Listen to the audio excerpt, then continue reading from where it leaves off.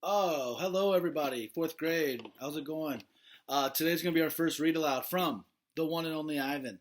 I know you guys have been waiting. I have been waiting to get started. It's one of my favorite books of all time. I know some of you said you've seen the movie. I have too, and I'm telling you the book is better, and I'm telling you the book is different. So, however your interpretation is right now, I know you're gonna love this book. Every time I read it, I learn something new. Every time I read it, I like it even more. So we're gonna get started with it today. This is my third time recording today. To let you know, first one it didn't save. Second one, my kids were being crazy, so they may jump in again today at some point, but I'm hoping not. I'm trying to get this read for you guys, but I'd love for you to follow along with me with your book. That way you can listen and watch the words and hear me read it. It also is going to help you with your comprehension. But if you've already read it, you want to read it again, great. If you want to follow along just with me as I read it, you want to listen to me, then read it later. But I really want you to hear me and see it at the same time. That'd be the best bet, all right? So I'm going to show you some comprehension strategies and some visualization strategies that go along with this. And we're going to get it rolling, all right? I'm going to put some questions that go along with this. And then answer those. We'll do discussions sometimes. Sometimes we'll do questions. Sometimes we'll do activities. It's going to change throughout the quarter, okay? So here we go. I'm going to start in the glossary, my favorite spot. These are Ivan's words that he wants us to know. All right. If you notice, this book's going to be, we're going to figure out whose point of view is this written from, right? It's Ivan's story. So I think Ivan's telling us a story. So these glossaries has some important words and some definitions. So if we need to go back or they come up in the story, we know what they are. All right. So here we go. Glossary. Chest beat. Repeated slapping of the chest with one or more or both hands in order to generate a loud sound. Sometimes used by guerrillas as a threat to display, to intimidate the opponent. Domain, territory. That's an important one. The grunt, snorting, pig-like noise made by guerrilla parents to express annoyance. I'm sure your parents have given you the grunt before. Amoebal, dried excrement thrown at observers. Yeah, it's what you think it is. 9,855 days. Example. While gorillas in the wild typically gauge the passing of time based on seasons or food availability, Ivan has adopted a tally of days. 9,855 is equal to 27 years. It's a very important number to remember for this book, okay? Knot tag, stuffed toy gorilla. Silverback, also, less frequently, a gray boss. An adult male over 12 years old with an area of silver hair on his back. The silverback is a figure of authority, responsible for protecting his family. That's what Ivan is, a silverback. Slimy chimp, slang, offensive. A human refers to the sweat on their hairless skin. He just called us human slimy chimps. Come on, man. Vining is casual play, a reference to vine swinging. So there's some important words for us to remember, all right? And here we go. Hello, here's Ivan. Hello, I'm Ivan. I am a gorilla. It's not as easy as it looks. Names. People call me the freeway gorilla, the ape at exit 8, the one and only Ivan, mighty silverback. The names are mine, but they're not me. I'm just Ivan. Just Ivan. Only Ivan. Humans waste words. They toss them like banana peels and leave them to rot. Everyone knows that peels are the best part. I suppose you think gorillas can't understand you. Of course, you probably think we can't walk upright. Try knuckle walking for an hour. You tell me, which is more fun? You can try knuckle walking if you want. Patience. I've learned to understand human words over the years, but understanding human speech is not the same as understanding humans. Humans speak too much. They chatter like chimps, crowding the world with their noise, even when they have nothing to say.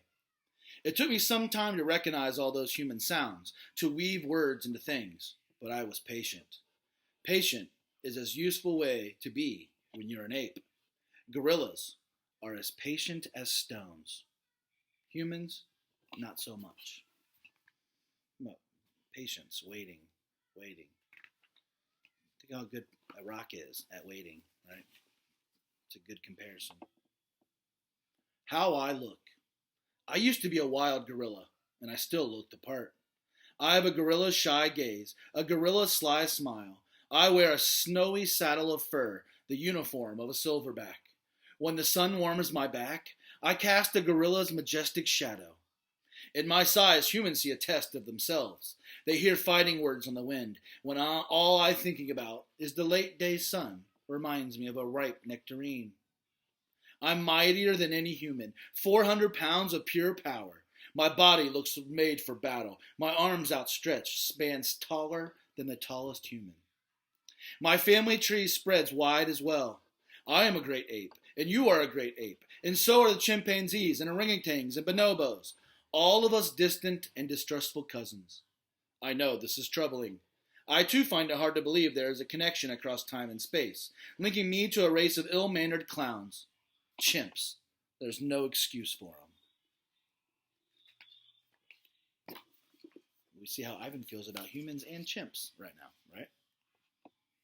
The Exit 8 Big Top Mall and Video Arcade. I live in a human habitat called the Exit 8 Big Top Mall and Video Arcade. We are conveniently located off of I-95 with shows at 2, 4, and 7, 365 days a year. Mac says that when he answers the trilling telephone. Mac works here at the mall. He is the boss. I work here too. I am the gorilla. At the Big Top Mall, a creaky music carousel spins all day. The monkeys and parrots live amid the birches. In the middle of the mall is a ring with benches where humans can sit on their rumps while they eat soft pretzels. The floor is covered with sawdust made by dead trees. My domain is at the end of the ring. Remember domain, his territory, his spot. I live there because I am too much gorilla and not enough human. Stella's domain is next to mine. Stella is an elephant. She and Bob, who is a dog, are my dearest friends. At the present, I do not have any gorilla friends. My domain is made of thick glass and rusty metal and rough cement. Stella's domain is made of metal bars. The sun bear's domain is wood. The parrot is wire mesh. I want you to really pay attention to how the author describes things, okay? That's called visualizing. And that means you'll be able to really picture what's happening, okay? So really try to concentrate and picture that while you are listening to me and while you read, all right? 3 of my walls are glass, right? So picture that. One of them is cracked, and a small piece, about the size of my hand, is missing from the bottom corner. I made the hole with a baseball bat Matt gave me for my 6th birthday.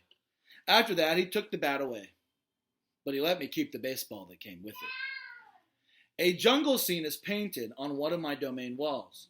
It has a waterfall without water, and flowers without scent, and trees without roots. I didn't paint it. But enjoy the way the shapes flow across my wall, even if it isn't much of a jungle. So he has it painted on his wall, right? It's like a fake jungle scene. I'm lucky my domain has 3 windowed walls. I can see the whole mall and a bit of the world beyond. The frantic pinball machines, the pink billows of cotton candy, and the vast treeless parking lot. Beyond the lot is a freeway where cars stampede without end. A giant sign at the end beckons them to stop and rest like gazelles at a watering hole. The sign is faded, the colors bleeding, but I know what it says. Mac read its words aloud one day. Come to the Exit 8 Big Top Mall and Video Arcade, home of the one and only Ivan, mighty Silverback. Sadly, I cannot read, although I wish I could.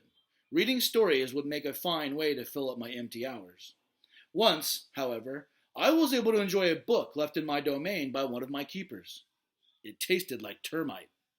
That's a bug, so he must have eaten it. The freeway Billy board has a drawing of Mac in his clown clothes, and Stella on her hind legs, and an angry animal with fierce eyes and unkempt hair. That animal is supposed to be me. But the artist made a mistake. I'm never angry. There's his picture, right?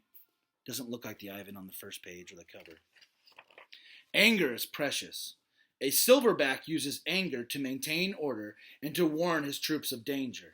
When my father beat his chest, it was to say, beware, listen, I am in charge.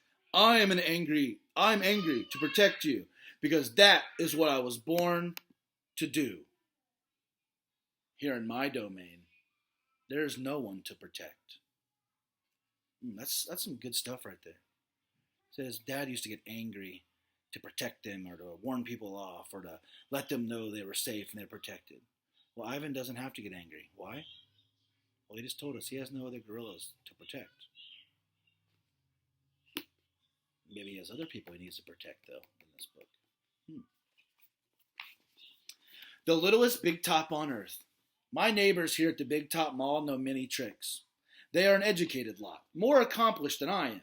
One of my neighbors plays baseball, although she's a chicken. Another drives a fire truck, although he's a rabbit.